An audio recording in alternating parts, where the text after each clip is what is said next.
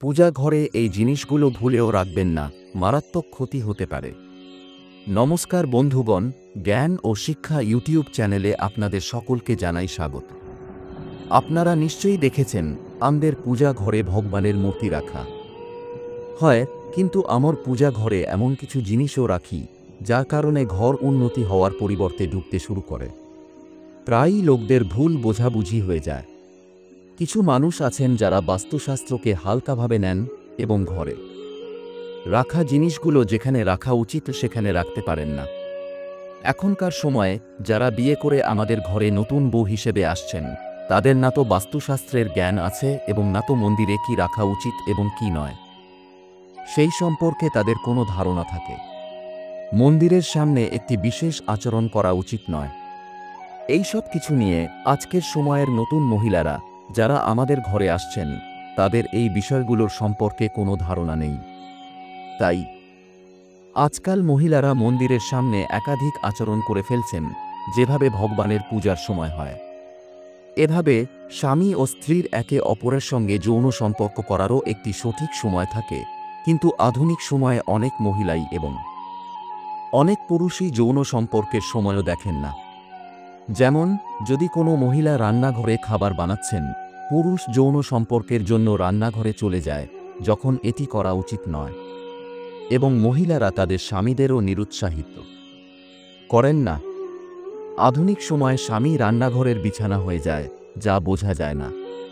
এখনকার আধুনিক সময়ে এমন সময় এসেছে যে ঘরের মহিলারা যেভাবে তাদের কাপড় পরিবর্তন করেন, ঠিক একইভাবে বিভিন্ন মডেল ও ঐতিহ্যগুলির সঙ্গে সময় কাটাতে শুরু করেছেন। আমি আপনাকে বলার জন্য প্রস্তুত নই, কিন্তু সত্যিই বলার মতো বিষয় যে আজকাল মহিলারা অনেক পরিবর্তন ঘটিয়েছেন। এবং ভিডিওটিতে এগোনোর আগে আপনাদের অনুরোধ, কমেন্ট বক্সে জয় হনুমানজি, জয় শ্রীকৃষ্ণ, হর হর মহাদেব অবশ্যই লিখুন। জয় বজরংবলী। যে সমস্ত ভক্ত এই ভিডিওটি দেখছেন, তাদের ঘরে সুখ সমৃদ্ধি আসুক, কোনো সমস্যা যেন না আসুক এবং পুরো পরিবার সুখ ও শান্তি নিয়ে জীবন যাপন করুক। যদি আপনাদের মধ্যে কেউ জয় বজরংবলীকে বিশ্বাস করেন, তাহলে সত্যিকার অর্থেই যদি ভক্ত হন, তাহলে এই ভিডিওটিকে লাইক করুন এবং নিচে কমেন্ট বক্সে একবার জয় জয় বজরংবলী লিখুন। যে সকল ভক্ত কমেন্ট বক্সে জয় জয় বজরংবলী লেখেন, তাদের মনোকামনা পূর্ণ হোক। বন্ধুগণ, প্রথমে আমরা এই ভিডিওতে সেই বিশেষ জিনিসগুলো সম্পর্কে জানব যেগুলো পূজা ঘরে থাকা অত্যন্ত প্রয়োজন। যদি আপনার ঘরে সুখ সমৃদ্ধি ও ধনের কামনা করেন, তাহলে এই তিনটি জিনিস পূজা ঘরে থাকতে হবে। স্বয়ং ভগবান শ্রীকৃষ্ণ বলেছেন, প্রত্যেক মানুষ তার বাড়িতে একটি ছোট পূজা ঘর বা মন্দির তৈরি করে, যেখানে সে তার সমস্ত প্রিয় দেবী দেবতা ও তাদের সঙ্গে যুক্ত গুরুত্বপূর্ণ জিনিসগুলো শ্রদ্ধা সহকারে রাখে। সে তার মন্দিরে দেবী দেবতার ছবি, পূজার সামগ্রী সহ অন্যান্য জিনিসও রাখে। কিন্তু আমাদের শাস্ত্রে মন্দিরে কিছু জিনিস রাখা যত ফলদায়ক হয়, তত কিছু জিনিস রাখা অমঙ্গলকর এবং অশুভ। এই কিছু বস্তু এমন হয় যা ঘরে নেতিবাচকতা ধরে রাখে এবং লড়াই, ঝগড়া, কষ্ট ও ক্ষতির সম্মুখীন করে। আজ আমরা জানব সে সকল অশুভ জিনিসের সম্পর্কে যেগুলো অনেকেই অজান্তে ঘরের মন্দিরে রাখেন। যদি আপনার মন্দিরে এমন জিনিসগুলো থেকে থাকে, তাহলে সেগুলোকে সঙ্গে সঙ্গে সেখান থেকে সরিয়ে অন্য জায়গায় রাখুন, কিন্তু পূজা ঘরে ভুলেও না রাখুন। মানুষ তাই করে কারণ তারা মনে করে এগুলো ধর্মীয়। বন্ধুরা, ভগবান শ্রীকৃষ্ণ বলেন, কালযুগে মানুষ কিছু অশুদ্ধ জিনিসকে ধর্মীয় মনে করে তাদের পূজা করবে, যেটি শাস্ত্রে নিষিদ্ধ হিসেবে গণ্য। ভগবান শ্রীকৃষ্ণ এর আগেই ভবিষ্যদ্বাণী করেছিলেন যে কালযুগে মানুষ অশুদ্ধ, পাকা ও ধূপ দানের দিকে ঝুঁকবে। বন্ধুরা, ভারতের ঐতিহ্য মাটির সঙ্গে যুক্ত, তাই মন্দিরে প্রথাগত মাটির একটি প্রদীপ অবশ্যই থাকা উচিত। যদি আপনি মাটির প্রদীপ রাখতে না পারেন, তাহলে ধাতুর প্রদীপ ব্যবহার করুন। যদি ভগবানে আপনার ভক্তি বেশি হয়, তাহলে আপনি উপলা রেখে গুড় ও ঘি দিয়ে ধূপও দিতে পারেন। এটা করলে ঘরে সুখ ও শান্তি থাকে। দ্বিতীয় জিনিস হচ্ছে স্বাস্তিক। ঘরের মন্দিরে অবশ্যই স্বাস্তিক থাকতে হবে। আপনি হয়তো রং দিয়ে রাজি করেও এটি বানিয়ে নিতে পারেন, কারণ স্বাস্তিক আপনার বাড়ির শক্তি, সৌভাগ্য, সমৃদ্ধি ও শুভতারের চিহ্ন হিসেবে ধরা হয়। এই কারণেই কোনো শুভ কাজ করার আগে স্বাস্তিকের চিহ্ন অত্যাবশ্যক। তৃতীয় জিনিস হচ্ছে কলস। ভগবান শ্রীকৃষ্ণ বলেন, কলস সুখ ও সমৃদ্ধির চিহ্ন। আপনার মন্দিরে রং, কুমকুম দিয়ে স্বাস্তিক বানিয়ে সেই উপর মঙ্গল কলস রাখুন।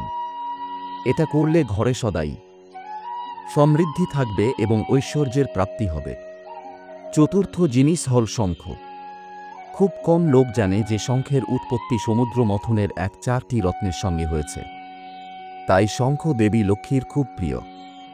শঙ্খের ধ্বনি থেকে ইতিবাচক শক্তির প্রবাহ ঘটে, তাই মন্দিরে শঙ্খ থাকা উচিত। শঙ্খের উপস্থিতি থেকে মা লক্ষ্মীও সুখী হন এবং সেই ঘরে কখনোই অর্থের অভাব অনুভূত হয় না। পঞ্চম জিনিস হল ঘণ্টা। মন্দিরে আপনি ঘণ্টা দেখতে পাবেন, কারণ ঘণ্টাকে শুভ মনে করা হয়।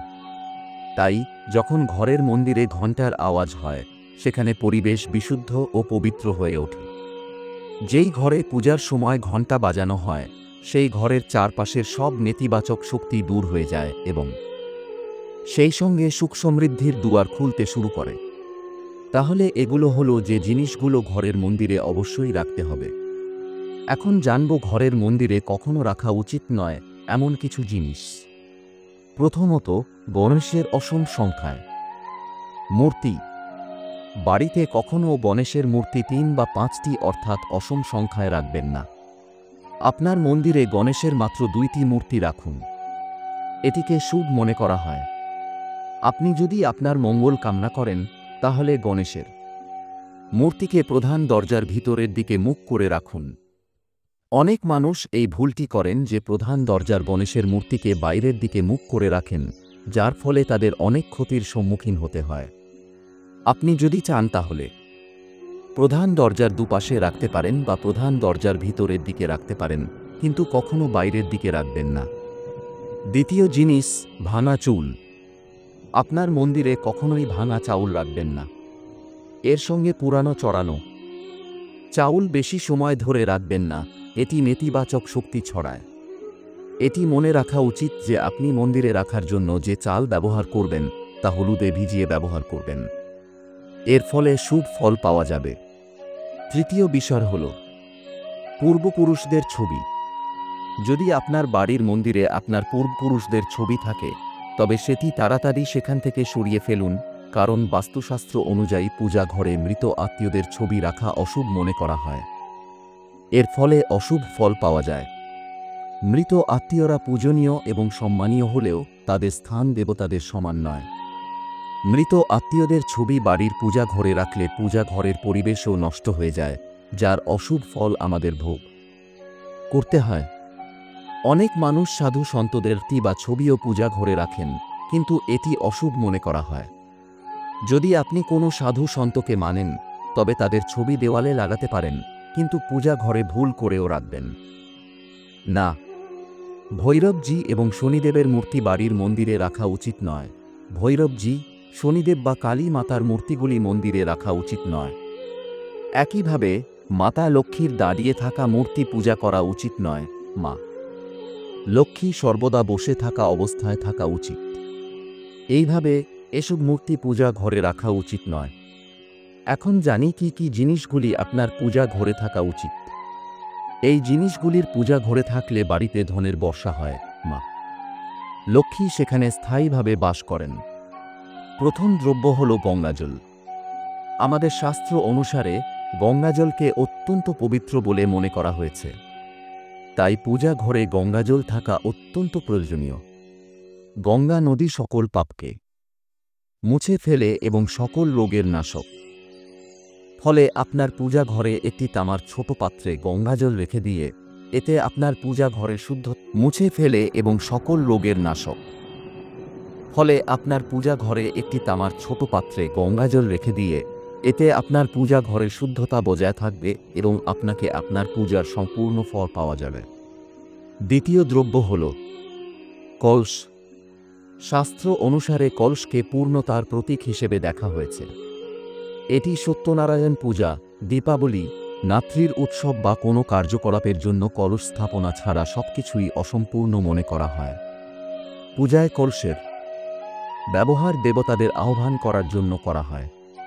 ঈশ্বরের সামনে তামার কলসে জল রেখে দেওয়া এত শুভ যে যদি আমরা আমাদের দৈনিক পূজার সময় ঈশ্বরের সামনে তামার কলসে জল রাখি তবে তার অলৌকিক প্রভাব আমরা অবশ্যই দেখতে পাব। তাই মূলত তামার কলসের ব্যবহার করুন পূজায়।